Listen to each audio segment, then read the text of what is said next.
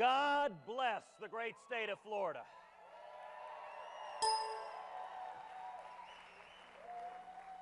I am thrilled to be with you today. Well, thank you, and I love you too. What an amazing thing. How many of y'all have watched the Republican debates? How fantastic is it that we have such an array of young, talented, dynamic candidates running for president?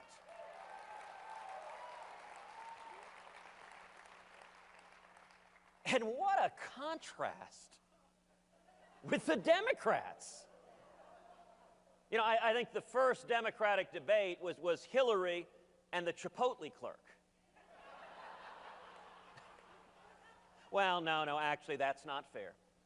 We can't forget about Bernie Sanders. So now the Democratic field consists of a wild-eyed socialist with ideas that are dangerous for America and the world, and Bernie Sanders.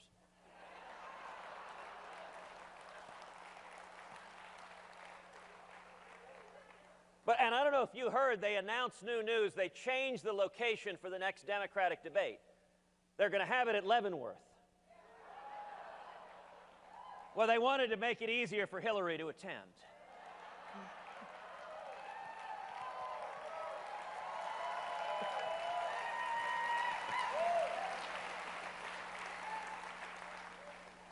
You know, all of us are here today because our country's in crisis. We're here today because we're bankrupting our kids and grandkids, because our constitutional rights are under assault each and every day, and because America has receded from leadership in the world, and it has made the world a much more dangerous place. And yet I'm here today with a word of hope and encouragement and exhortation to each of you. All across this country, all across the state of Florida, and all across the nation, people are waking up. And I'm here to tell you, help is on the way.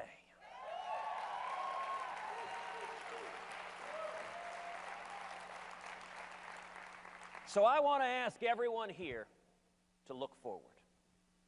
Look forward to January 2017. If I'm elected president, let me tell you what I intend to do on the first day in office. The first thing I intend to do is rescind every single illegal and unconstitutional executive action taken by this president.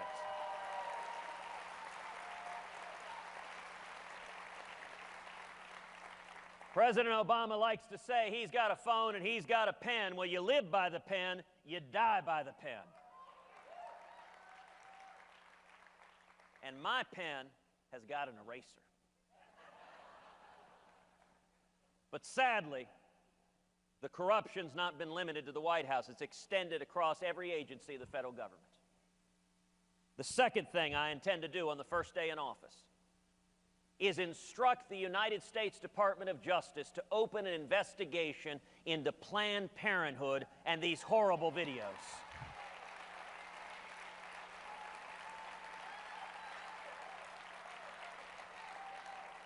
And to prosecute any and all criminal conduct by that organization.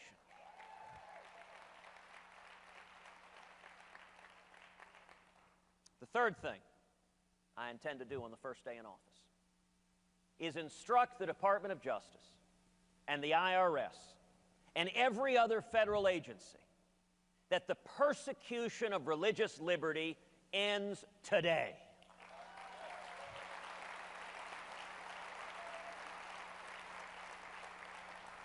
That means that every serviceman and woman has the right to seek out and worship God Almighty with all of our hearts, minds, and souls, and their superior officer has nothing to say about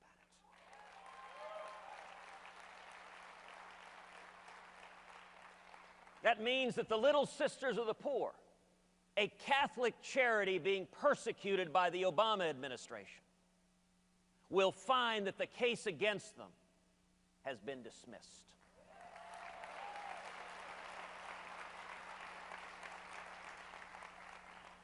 The fourth thing I intend to do on the first day in office is rip to shreds this catastrophic Iranian nuclear deal.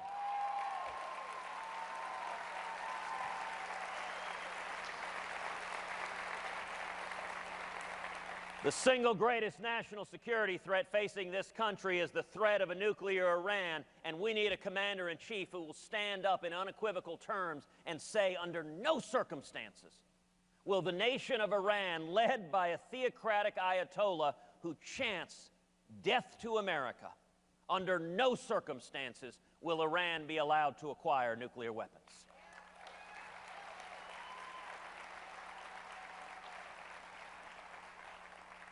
The fifth thing I intend to do on the first day in office is begin the process of moving the American embassy in Israel to Jerusalem, the once and eternal capital of Israel.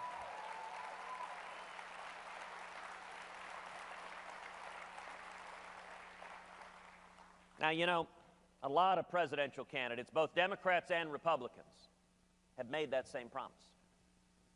And yet, inevitably, when they get to the White House, they don't do it. Because what happens is their team comes to them and they say, you know, if we do this, other folks in the Middle East will be really, really unhappy with us. Well, if you hadn't noticed, they're already pretty unhappy with us. And the single biggest difference between me and the other very, very fine men and women standing on that debate stage is that with me, when I tell you I'm going to do something, I'm going to do exactly what I said I would do.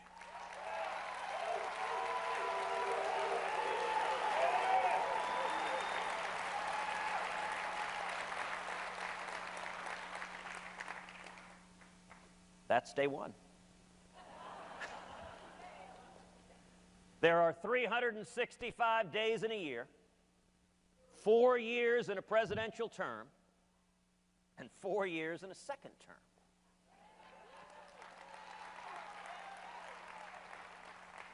By the end of 8 years, there are going to be a whole lot of reporters and newspaper editors and journalists that have checked themselves into therapy.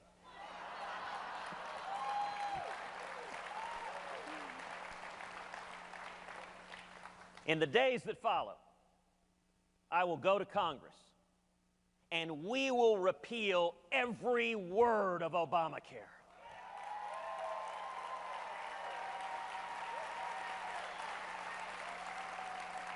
We will pass common sense health care reform that makes health insurance personal and portable and affordable and keeps government from getting in between us and our doctors.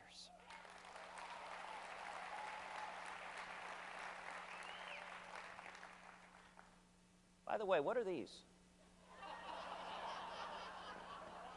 Is Obama coming?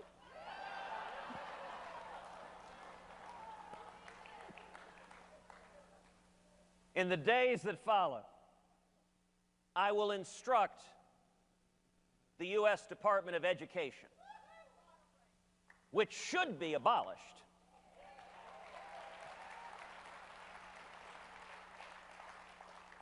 I will instruct the Secretary of Education that Common Core ends today.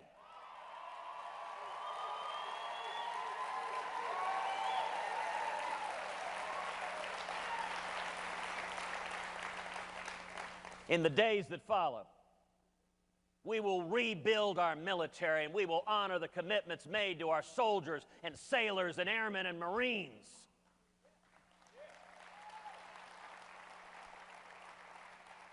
And that includes protecting the rights of our servicemen and women to keep and bear arms and defend themselves.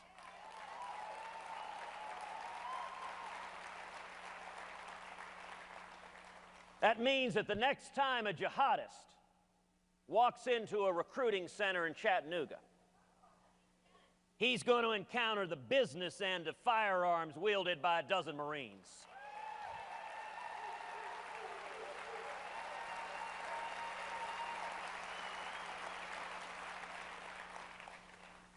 In the days that follow, we will finally secure the borders and end sanctuary cities.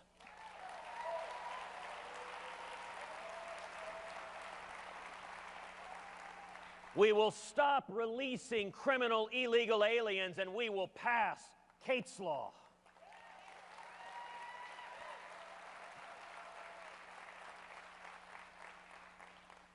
In the days that follow, we will take on the EPA.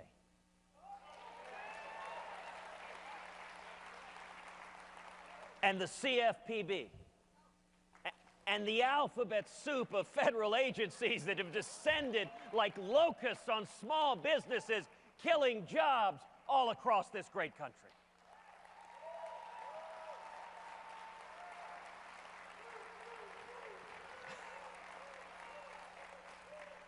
You know, a few years back, I was out in West Texas.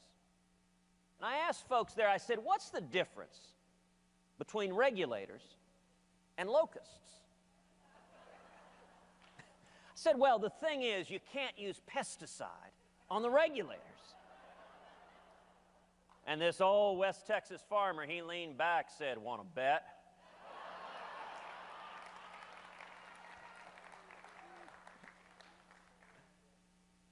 And in the days that follow, I will go to Congress, and we will pass fundamental tax reform. We will pass a simple, flat tax.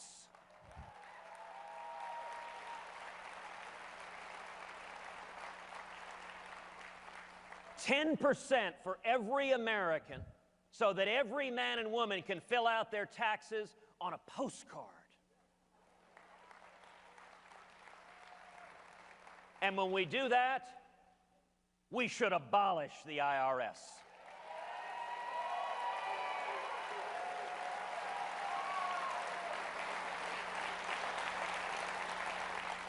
There are about 90,000 employees at the IRS. We need to padlock that building. Take all 90,000 and put them down on our southern border.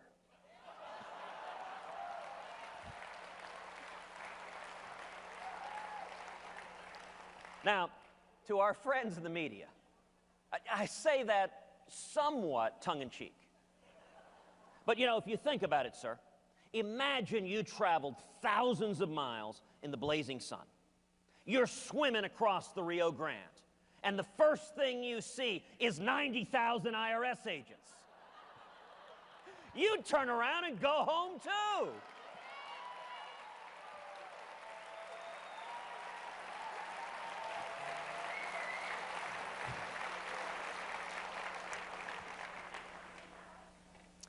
Now, some of y'all may be thinking, all of this makes sense to me. It's basic common sense. Live within your means. Don't bankrupt our kids and grandkids. Follow the Constitution. But can it be done? Can we do it? You know, Scripture tells us there's nothing new under the sun. I think where we are today is very, very much like the late 1970s. Same failed economic policies. Same misery, stagnation, and malaise. The same feckless and naive foreign policies. In fact, the exact same countries, Russia and Iran, openly laughing at and mocking the President of the United States. Now, why is it that that analogy gives me so much hope and optimism? Because we know how that story ended.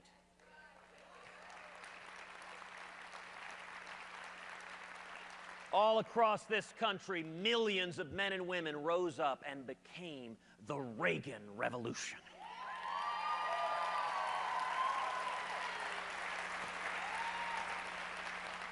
And it didn't come.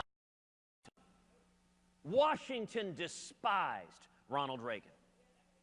By the way, if you see a candidate who Washington embraces, run and hide.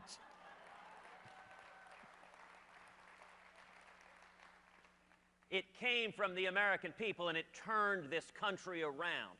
We went from stagnation to booming economic growth, to millions lifted out of poverty into prosperity and the American dream. We went from our hostages languishing in Iran to winning the Cold War and tearing the Berlin Wall to the ground.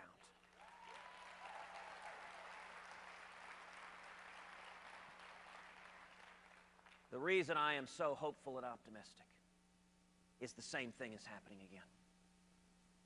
We are seeing the American people wake up all over the country. You know, 6 months ago, when we launched our campaign for president, the New York Times promptly opined, Cruz cannot win because the Washington elites despise him.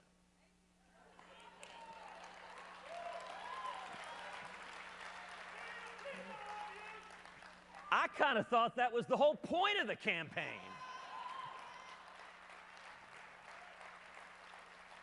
Look, if you think things in Washington are going great, that we need to keep headed in the same basic direction, just kind of fiddle around the edges, then I ain't your guy.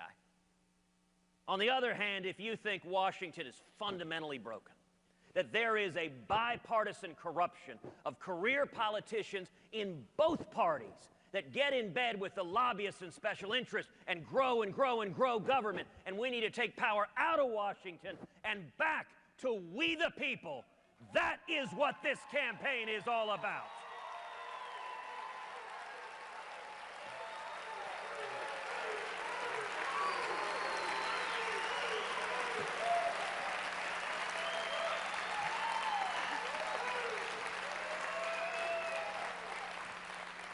Well, you know, the Times continued. They said, okay, maybe the grassroots are going to be with Ted. But he ain't going to have any money. All the money is controlled by those Washington elites, and the lobbyists are all supporting other candidates in this race. Well, a funny thing happened on the way to the forum. A few weeks back, all the campaigns filed their latest fundraising reports. Out of 17 Republican candidates who started this race, do you know which campaign has the most cash on hand, the most money in the bank? We do.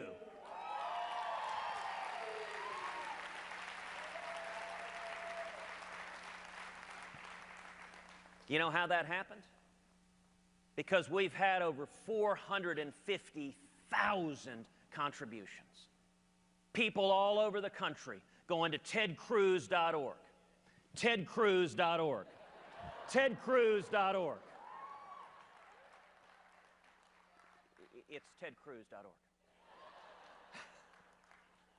Our average contribution was $73. That is the power of the grassroots.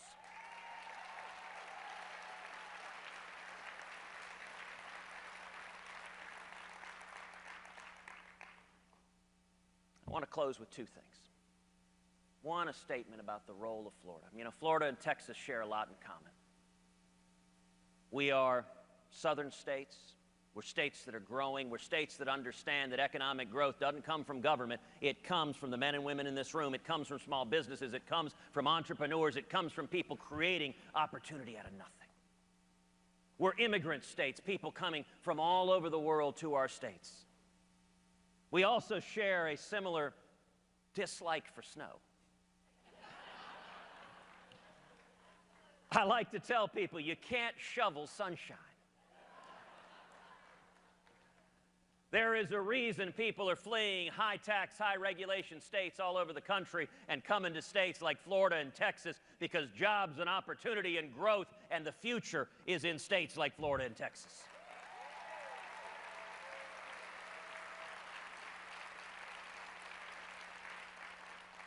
Florida's primary is a critical time, and Florida can play a decisive role in ensuring that the next Republican nominee for president is a strong conservative. We're building a grassroots army across Florida and all across this country, and I ask everyone here, come and join us.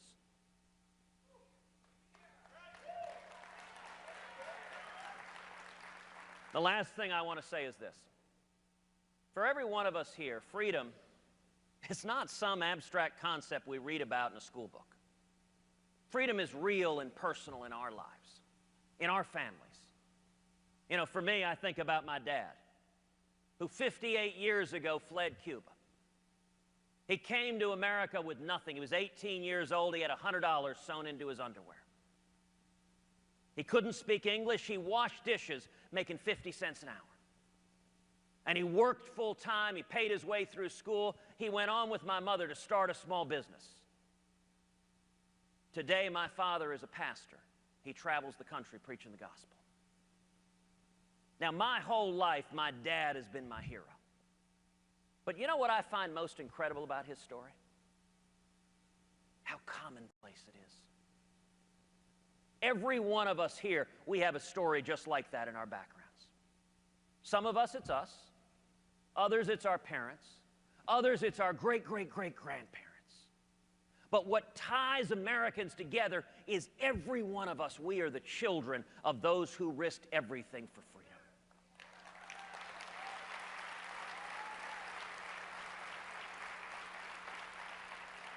That is the fundamental DNA of what it means to be an American, to value liberty and opportunity above all else, and it is why I'm so optimistic, because we are not going to give up our freedom to an ever-growing federal government. You know, when I was a kid, my dad used to say to me over and over again, when we lost our freedom in Cuba, I had a place to flee to. If we lose our freedom here, where do we go? That is why each and every one of us is here today.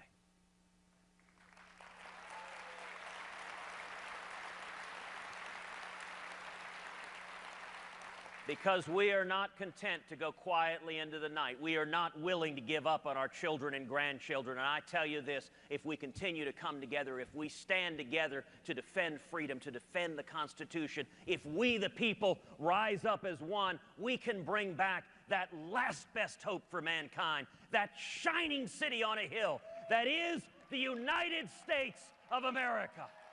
Thank you, and God bless you.